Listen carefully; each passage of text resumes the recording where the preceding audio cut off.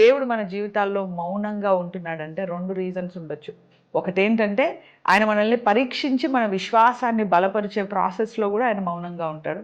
Greater things are ahead, అంటే గొప్ప విషయాలు నెరవేర్చడానికి దేవుడు ఆతృత పడుతున్నాడు కాబట్టి, ఆ గొప్ప విషయాలను మనం కాంప్రహెండ్ చేసుకోలేము కాబట్టి, ఆ గొప్ప విషయాలను మన జీవితంలో జరిగించడానికి దేవుడు మౌనంగా ఉంటాడు. మూడో కారణం ఏంటంటే మనం వినే రకం కాదు కాబట్టి, దేవుడు చెప్తే వినం, సాతాను చెప్తే విని జీవితాలను నాశనం చేసుకుంటాం కాబట్టి, అలాంటి సమయాల్లో కూడా మన జీవితాలను మౌనం ఆవరించి ఉంటుంది. కాబట్టి ఈ 3 కారణాలను బట్టి దేవుడు మన జీవితాల్లో తన స్వరాన్ని వినిపించడు. ఈ మూడిటిని బట్టి ఆయన మన జీవితాల్లో మౌనంగా ఉంటాడు.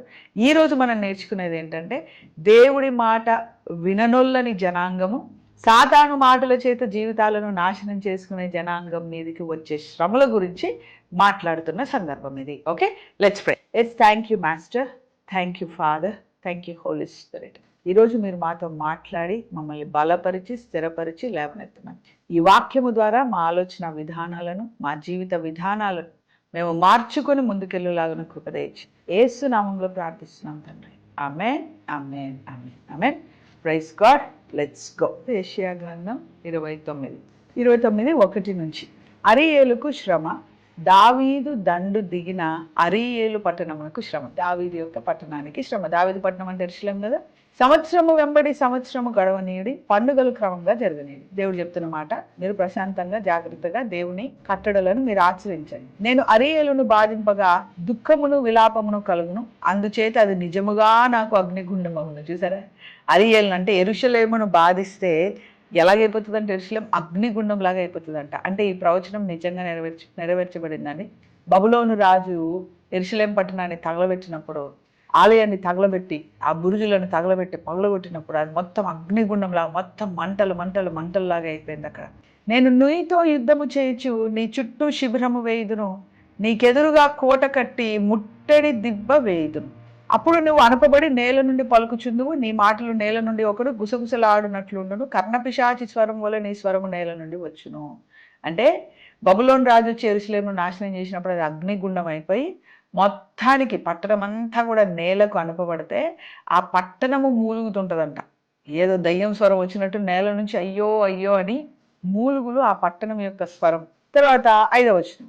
నీ శత్రువుల సమూహము లెక్కకు ఇసుక రేణువులంత విస్తారముగా ఉండును, బాధించు వారి సమూహము ఎగిరిపోవు పొట్టువల నుండును, హఠాత్తుగా ఒక్క నిమిషములోనే ఇది సంభవించును. ఇది ఎలా జరుగుతుందంటే హఠాత్తుగా జరుగుతుందంట. శత్రువులు లెక్కకు విస్తారము, ఇసుక రేణువులంత శత్రువులు వచ్చేసి టక్కుమని యెరూషలేమును ముట్టడి చేసి టక్కుమని మొత్తాన్ని నాశనం చేసేస్తాయంట.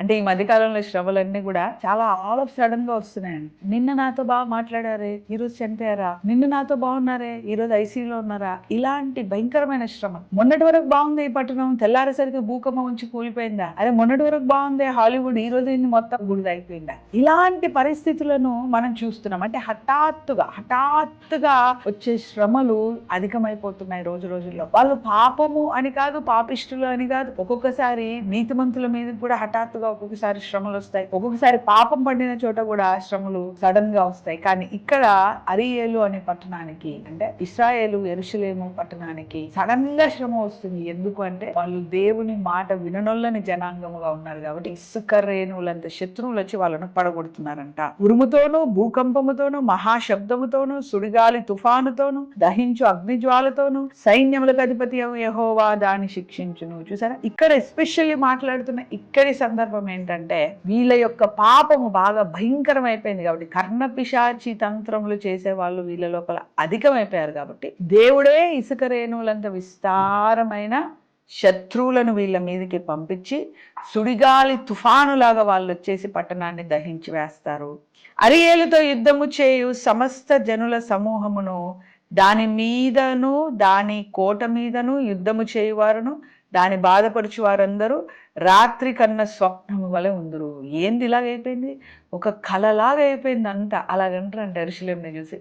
యెరూషలేము మీదకి బబులోను రాజు వచ్చి నాశనం చేసేటప్పుడు, ఏందిరా నిన్న బాగుండిన పట్టణం ఒక కళలాగా అయిపోయింది, ఇలా వచ్చాడు, ఇలా కాల్చేశాడు, ఇలా వెళ్ళిపోయాడు, ఏంది ఇలాగైంది అన్నట్టుగా ఆ యొక్క నాశనము ఇసుక రేణువులంత శత్రువుతో హఠాత్తుగా వచ్చేసి ఒక కళలాగా సమస్తాన్ని నాశనం చేసేస్తుంది. ఆకలి కొన్నవాడు కలలో భోజనము చేసి మేల్కొనగా వాని ప్రాణము తృప్తి పడకపోయినట్లు, దప్పికొన్నవాడు కలలో పానము చేసి మేల్కొనగా సొమ్మసిలిన వాని ప్రాణము ఇంకను ఆశగొని ఉన్నట్టు సియోను కొండ మీద యుద్ధము చేయు జనుల సమూహం అంతటికీ సంభవించును. సియోను కొండ మీద ఈ జనాలు యుద్ధం చేస్తారు. ఆ యుద్ధంలో వీళ్ళు ఓడిపోతారనమాట. ఎందుకు ఓడిపోతారంటే, రాత్రి కలలో భోజనం చేస్తే తెల్లారి బలం వస్తుందా, రాత్రి కలలో నీళ్లు తాగితే తెల్లారి బలం వస్తుందా? సో ఇశ్రాయేల్ వాళ్ళు కూడా ఏదో కలలు కానీ మా కర్ణపిశాచి మా యొక్క మంత్రతంత్రాలన్నీ కూడా మమ్మల్ని కాపాడుతాయంటే మీకు బలం వస్తుందా? రాదు కదా. కాబట్టి సియోన్ కొండ మీద మీరు ఓడిపోతారు. సాతానుతో నిబంధన రాత్రి కలలో భోజనం చేసినట్టు, దురాత్మలతో నిబంధన రాత్రి కలలో నీళ్లు తాగినట్టు. వాళ్ళతోనే నీకు బలము రాదు, దేవుడే నీకు బలం ఇచ్చేవాడు. నువ్వు వాళ్ళతో నిబంధన చేసుకున్నావు కాబట్టి సియోను కొండ మీద నువ్వు యుద్ధంలో అలాగ ఓడిపోతావు అని యెరూషలేముకి చెప్తున్నమాట. 9వ వచనం, జనులారా తేరిచుడి, విస్మయమందుడి, మీ కండ్లను చెడగొట్టుడి, గుడ్డివారగుడి, ద్రాక్షారసము లేకలే మత్తులై ఉన్నారు, మద్యపానము చేయకయే తూలుతున్నారు. సో యెరూషలేము యొక్క పరిస్థితి ఎలాగంటే, ఆ శ్రమలను చూసి తూలి పడతారంటే. చూడండి, బాగా శ్రమలు వచ్చినా ఎలా ఉంటుందంటే కళ్ళు తిరిగిపోయి పడిపోతాం. తట్టుకోలేని శ్రమలు వచ్చినప్పుడు కళ్ళు తిరిగి పడిపోతాం, తట్టుకోలేని బాధలు వచ్చినప్పుడు కళ్ళు తిరిగి పడిపోతాం. సో యెరూషలేము యొక్క పరిస్థితి ఎలాగుందంట, కళ్ళను చెడగొట్టుకొని గుడ్డివారు అయిపోయింది. అసలు మీరు జరిగే ఈ బాధ వేదన చూడకుండా మీరు గుడ్డోళ్ళు అవ్వడం మంచిది. ఈ జరిగే బాధ వేదన చూడకుండా మీరు మత్తులైపోవడం మంచిది. మొన్న ఒక ప్యాథటిక్ స్టోరీ విన్నాను. ఒక యవ్వనస్తుడైన కుమారుడు డాక్టర్ చనిపోయాడంట. అయితే వాళ్ళమ్మ తట్టుకోలేకపోతుందంట, అబ్బాయి యొక్క మరణం తట్టుకోలేకపోతుంటే వాళ్ళమ్మకి సెడేషన్ ఇచ్చేశారంట. నాకు చెప్తుంటేనే కళ్ళలో నీళ్ళు తిరిగిపోయాయి. వాళ్ళమ్మకి సెడేషన్ అంటే మత్తు ఇంజక్షన్లు ఇచ్చేసారంట. వాళ్ళమ్మని మత్తు ఇంజక్షన్లు ఇచ్చి అక్కడ కూర్చోబెట్టారంట. అప్పుడు ఆ అబ్బాయి చనిపోయిన తర్వాత పాతి పెట్టడం అవన్నీ చేస్తారు కదండి, అవన్నీ చేస్తున్నారంటే వాళ్ళ అమ్మ అట్లా చూస్తుంది కానీ ఆమె మైండ్కి ఎక్కట్లా ఏమంటే మత్తు మందులు ఇచ్చేసారు, ఆమెకి తట్టుకోలేదని. అంటే కొన్ని శ్రమలు ఎలా ఉంటాయంటే, నా కళ్ళు చూడకుండా ఉంటే బాగుండు, నా మైండ్కి ఇది అర్థం కాకుండా ఉంటే బాగుండు, నేను గ్రహించలేకుండా ఉంటే బాగుండు అన్నట్టుగా ఉంటాయి. సో యెరూషలేముకి వచ్చే శ్రమలు అంత భయంకరమైన శ్రమలు. So this is all a horrible situation to Jerusalem. ఇలాంటి పరిస్థితే అంత్య దినాల్లో కూడా రాబోతుంది. అందుకే యేసయ్య ఏమంటాడంటే, ఇలాంటి దుఃఖ దినాలంటే ఇంతకు ముందు రాలేదు, ఇక మీద రాబో. అంటే యెరూషలేము చూసిన భయంకరమైన ఉగ్రత కంటే ఘోరమైన ఉగ్రత మనం చూడబోతున్నాం. యాంటీక్రైస్ట్ టైంలో చూడబోతుంది ఈ లోకం. అలాంటి భయంకరమైన ఉగ్రత రాబోతుంది. కాబట్టి మాకేమీ జరగదు, మాకేమీ కాదు, అన్ని బాగున్నాయి, ఆ ధనము చూసి లేకపోతే ఘనత చూసి వీటన్నిటిని చూసి ఆశ్రయిస్తాము అంటే అది అయ్యే పని కాదు. సియోను కొండలాగా, స్థిరమైన బండలాగా, మూలరాయిలాగా స్థాపించబడిన యేసుక్రీస్తు మీద నమ్మకం ఉంచడం ద్వారానే ఇలా జరుగుతుంది. అందుకే 1 తెస్సలోనికీయులు 1:10 ఉంటుంది, రాబో ఉగ్రత నుంచి మిమ్మల్ని కాపాడే యేసుక్రీస్తు. సో యేసయ్య దేని నుంచి కాపాడతాడు? రాబోయే ఉగ్రత నుంచి ఆయన మనల్ని కాపాడతాడు. So this is all about faith. This is not like genetic evidences, లేకపోతే ఆ ఎవిడెన్సెస్ ఈ ఎవిడెన్సెస్ చూపిస్తుంది అనేది కాదు. This all about faith. This is a faith journey. విశ్వాసం నుంచి మనం ముందుకెళ్తే నమ్మిన వారికి నమ్మినంతగా జరుగుతుంది. క్రీస్తుని నమ్ముకుంటే రాబోయే ఉగ్రత నుంచి కాపాడబడతామని వాక్యం చెప్తుంది. తర్వాత అందుకే ఏమంటున్నాడు 10వ వచనంలో, యెహోవా మీ మీద గాఢ నిద్రాత్మను కుమ్మరించి ఉన్నాడు, మీకు నేత్రములుగా ఉన్న ప్రవక్తలను చెడగొట్టి ఉన్నాడు, మీకు శిరస్సులుగా ఉన్న దీర్ఘదర్శులకు ముసుగు వేసి ఉన్నాడు. సో కాబట్టి వీళ్ళు ఈయన రకం కాదు. ఇర్మీయా వచ్చి ప్రవచిస్తే ఆయన చంపేసేంత పని చేశారు. యెషయా వచ్చి ప్రవచిస్తే ఆయన మాట కూడా వినట్లేదు. సో ఇలాగ యెషయా, ఇర్మీయా వీళ్ళందరూ కూడా ప్రవచిస్తుంటే, చాలా మంది ప్రవక్తలు ప్రవచించిన వాళ్ళని హింసించారు కానీ దేవుని మాట వాళ్ళు వినలేదు. చెడ్డ ప్రవక్తల మాట వాళ్ళు వింటున్నారు. మీరు గెలుస్తారు, మీరు నిలబడతారు, మీకు వెనుకంజ వెయ్యొద్దు, మీరు యుద్ధానికి వెళ్ళిపోవాలా, బబులోను రాజు ఎంత ఎర్ర సముద్రాన్ని చీల్చాడు దేవుడు, బబులోను రాజును పడేయలేడా అని వీళ్ళు మాట్లాడుతూ ఉన్నారు. ఎర్ర సముద్రాన్ని చీల్చాడు. ఎప్పుడు చీల్చాడు? మోషే ఆధ్వర్యంలో చీల్చాడు. యెరికోను కూల్చాడు. ఎవరి ఆధ్వర్యంలో? యెహోషువ యొక్క లీడర్షిప్ లో యెరికోను కూల్చాడు.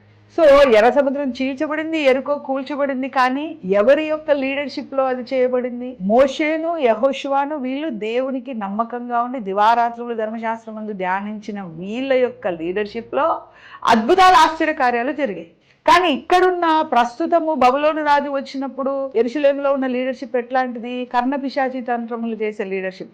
వాళ్ళ యాజకులందరూ కూడా మంత్రతంత్రాలు చేసే జనరేషన్. మంత్రతంత్రాలు చేసే వాళ్ళు ఎరుకో కూలుతుంది, ఎర్ర సముద్రం చీలుతుంది అంటే ఎట్లా? నువ్వు యెహోషువలాగా మారాలి కదా, మోషేలాగా మారాలి కదా. ధర్మశాస్త్రాన్ని పాటిస్తూ ఎరుకో కూలుతుంది, ఎర్ర సముద్రం చీలుతుంది అంటే అర్థం ఉంది. కానీ లోక సంబంధమైన మంత్రతంత్రాలన్నీ చేస్తూ ఎరుకో కూలుతుంది, ఎర్ర సముద్రం చీలుతుంది అంటే ఏమైనా తలకాయ ఉందా? ఏమైనా అర్థం ఉందా? అది వాక్యం మాట్లాడుతుంది. కాబట్టి యెరూషలేములో వాళ్ళు ఈ అబద్ధ ప్రవక్తలు ఏం మాట్లాడుతున్నారంట? మన దేవుడు ఎర్ర సముద్రాన్ని చీల్చాడు, ఎరుకోను కూల్చాడు, కాబట్టి మనం గెలుస్తాం అంటున్నాడంట. ఇక్కడ దేవుడు అంటున్నాడు అది అయ్యే పని కాదు. ఎర్ర సముద్రం లెక్క వేరు, మోషే లెక్క వేరు, మీ లెక్క వేరు, మీ మంత్రాల లెక్క వేరు. మీ కాలంలో అది జరగదు. మీరు సియోను మీద యుద్ధం చేస్తారు, కానీ రాత్రి కలలో అన్నం తిన్నట్టు ఉంటది మీ బలం, రాత్రి కలలో నీళ్ళు తాగినట్టు ఉంటది మీ బలం, మీరు ఓడిపోతారు, ఇది మీ వల్ల కాని పని అని దేవుడు మాట్లాడుతున్నాడు. అలా ప్రవక్తల ద్వారా మాట్లాడినా వాళ్ళు వినకపోతే అబద్ధ ప్రవక్తలకు ముసుగేసి నోరు ముంచి అక్కడ కూర్చోబెడుతున్నాడంట. నిజమైన ప్రవక్తలు మాట్లాడినా కూడా వీరు వినట్లేదు. అంటే there is a zone of silence. ఒక సైలెన్స్ ని దేవుడు అక్కడ క్రియేట్ చేశాడు. ఒక సైలెన్స్ ఎన్వైరన్మెంట్ ని, స్పిరిచువల్ ఎన్వైరన్మెంట్ ని దేవుడు అక్కడ క్రియేట్ చేసి వాళ్ళకి ఎక్కడ కూడా ఆ స్వరము వినబడకుండా జరిగింది. తర్వాత దీని అంతటిని గూర్చి ప్రకటన గూఢమైన గ్రంథవాక్యము వలె ఉన్నది. ఒకడు నువ్వు దయచేసి దీన్ని చదువుమని చెప్పి అక్షరము తెలిసిన వాణిని అప్పగించును. అతడు అది నా వల్ల కాదు, ఇది గూఢముగా ఉన్నదని చెప్పును. మరియు నువ్వు దయచేసి దీన్ని చదువుమని చెప్పి అక్షరములు తెలియని వానికి దాన్ని అప్పగింతురు. అతడు అక్షరములు నాకు తెలియవను. అయితే ఈ ప్రాఫెసీ అంతా కూడా జనాలకి ఎలా ఉందంట? గూఢంగా ఉందంట. అంటే చూడండి, దేవుడు మాట్లాడిన దాన్ని అర్థం చేసుకోవాలంటే కూడా పరిశుద్ధాత్మ యొక్క జ్ఞానము మనకు కావాలి, పరిశుద్ధాత్మ యొక్క శక్తి మనకు కావాలి. మనము గనక ఎప్పుడైతే వాక్యము వైపు తిరుగుతామో, ఎప్పుడైతే ప్రవక్తలు ప్రవచించిన ప్రవచనాల వైపు తిరుగుతామో, ఎప్పుడైతే ఆత్మ కార్యాల వైపు తిరుగుతామో, మోకరించి ప్రార్థించి దేవుని యొక్క సత్యము, ముఖదర్శనము, ఆయన తాకిడి, ఆయనతో సహవాసము అనే ఒక స్పిరిచువల్ రియాలిటీలోనికి వెళ్తామో, అప్పుడే రాజకీయ పరిస్థితులు మారుతాయి, అప్పుడే దేశం యొక్క పరిస్థితి మారుతుంది, అప్పుడే మన పిల్లల పరిస్థితి మారుతుంది, అప్పుడే మన కుటుంబాలు బాగుపడతాయి. లోకంలో ఉన్న ఎంటర్టైన్మెంట్ అంతా యేసు నామములో చేసి అది దేవుని వాక్యం అంటే యెరూషలేము పాడుదిబ్బ అయిపోయింది. అలాగే అయిపోతుంది పరిస్థితి. రగిలిపోతుంది, ఒక్కొక్కసారి చాలా కోపం వస్తుంది, చాలా చాలా బాధ అవుతుంది, వేదన వస్తుంది. సో మారాలి, మనం మార్చబడాలి. సో ఎవరో ఒకరి మార్పు మొదలు పెట్టాలి. ఆ మార్పు మీ లోపల ఎందుకు మొదలు కావద్దు?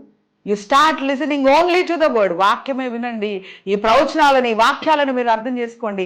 దేవుడు పాత నిబంధనలో చెప్పిన ప్రవచనాలు ఏంటి, నూతన నిబంధనలో చెప్పిన ప్రవచనాలు ఏంటి, వాక్యంలో ఉన్న సత్యాలేంటి, క్రీస్తుతో సహవాసం ఏంటి, పరిశుద్ధాత్మ యొక్క స్వరం ఏంటి, దేవుని స్వరం ఏంటి, ఈ విషయాలన్నీ కూడా మీరు నేర్చుకోండి. మీరు, మీ పిల్లలు, మీ కుటుంబాలు, మన రాష్ట్రము, మన దేశం బాగుపడుతుంది. వాక్యములో సత్యం ఉంది. ఆ సత్యము మనల్ని స్వతంత్రులుగా చేస్తుంది. ఆ సత్యము మనల్ని విడుదల చేస్తుంది. ఆమేన్, హల్లెలూయా. సో కాబట్టి it may be very harsh words. ఇవి హార్ష్ వర్డ్స్ అయి ఉండొచ్చు, but still if it works, it gives the deliverance. ఒకవేళ ఈ వాక్యాలు కనుక పనిచేస్తే, నిజంగానే ఈ వాక్యం చేత ఎవరైనా తాకబడితే, నిజంగా మీ జీవితాలు, మీ కుటుంబాలు కట్టబడతాయి. ఆమేన్. సో కాబట్టి బహు సుందరమైన యెరూషలేము ఇలాంటి లోక సంబంధమైన పద్ధతుల్లో పడిపోయి పాడుదిబ్బగా అయిందంట. మన తెలుగు రాష్ట్రాలు కూడా ఆత్మీయతలో బహు సుందరంగా ఉన్నాయి. కానీ ఇలాంటి ఎంటర్టైన్మెంట్కి మనం వెళ్ళిపోయామంటే ఏదో ఒక రోజు భయంకరమైన రాజకీయ పార్టీలు, భయంకరమైన క్రీస్తుకు వ్యతిరేకమైన సిద్ధాంతాలన్నీ వచ్చి ఈ చర్చిలు, ఈ బ్యూటీ ఏదైతే చూస్తున్నామో అది పాడుదిబ్బ అయ్యే పరిస్థితి వస్తుంది. దాని నుంచి మనం బయటపడాలంటే ఆత్మలోకములో, ఆత్మీయతలోనికి మనం వెళ్ళాల్సిందే, సత్యములో మనం నడవాల్సిందే. That's it. There is no compromise. ఆమేన్. I think I can stop here. Let's pray. ప్రార్థన చేస్తాం.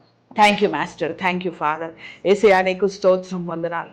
అద్భుతాలు, ఆశ్చర్య కార్యాలు చేసే దేవా, కృపా కనికరం గల రాజు, మీరు మాతో మాట్లాడమని ప్రభా, మమ్మల్ని బలపరచమని, స్థిరపరచమని, నిజమైన ఆత్మీయతలో ప్రభా, నిజమైన పరిశుద్ధాత్మ సహవాసములు మేము ముందుకుళ్ళనట్లు నీ కృపా కనికరములు కుమ్మరించమని మమ్మల్ని విడుదల చేసి, అయా తండ్రి, నీ ఆత్మలోకములో ఉన్న ప్రతి ఒక్క ఆశీర్వాదాన్ని సియోను కొండ మీద, సియోను పట్టణంలో నాటబడిన ఆ మూలరాయి అయిన క్రీస్తు నుంచి వచ్చే ప్రతి ఒక్క ఆత్మీయ, పరలోక, లోక సంబంధమైన ఆశీర్వాదాలు పొందుకొని స్థిరంగా ఉండినట్లు కృప దయచేయండి.